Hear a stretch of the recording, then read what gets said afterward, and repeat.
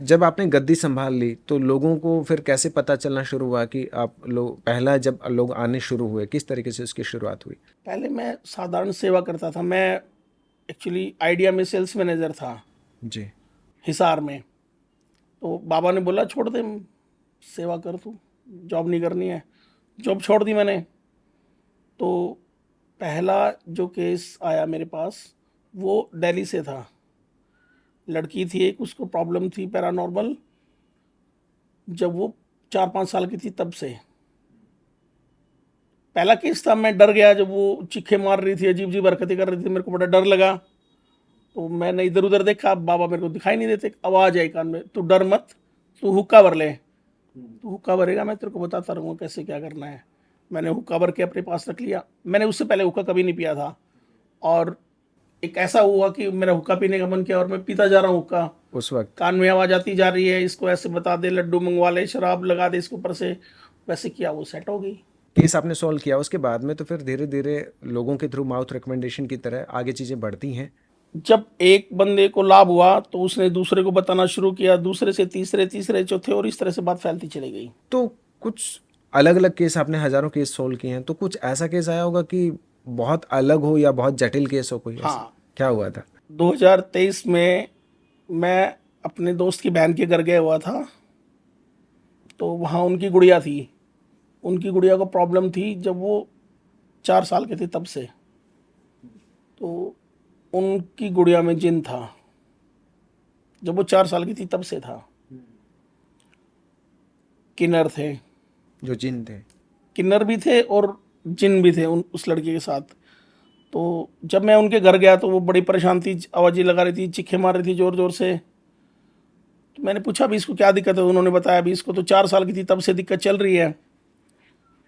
तो मैंने हाथ रखा लड़की के सर पे, वो नॉर्मल हो गई।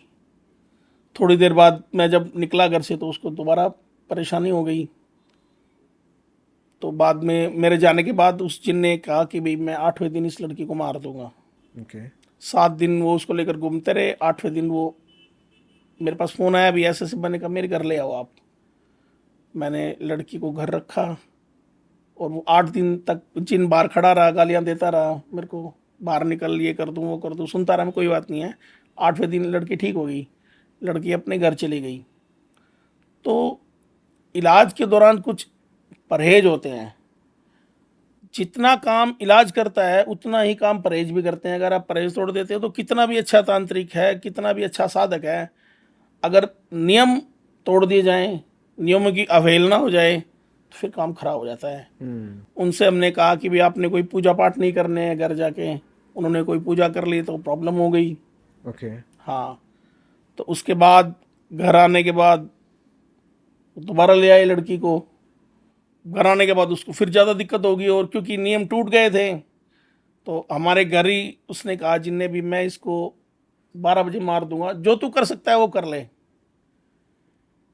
मैं जितना जो कुछ जानता था मैंने सब किया, मगर चूंकि मैंने नियम तोड़े थे तो मेरी आगे तक बात नहीं गई। 12 बजे लड़की की आंखें सफ़ेद हो गई और उसकी पल्स जो थी, धड़कन जी थी, वो 40 पे आ गई।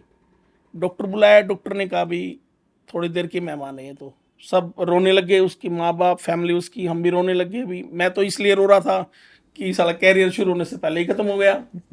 अब अगर कोई बच्चा हाँ, मेरे कोई सामने, सामने लड़की दम मेरी तोड़ गोद में रहा दम है। तोड़ देती है तो खत्म ही हो गया। बिल्कुल। सारी चीज़ें, कलंक लग गया एक तरह से, भाई बच्ची मार दी इसने।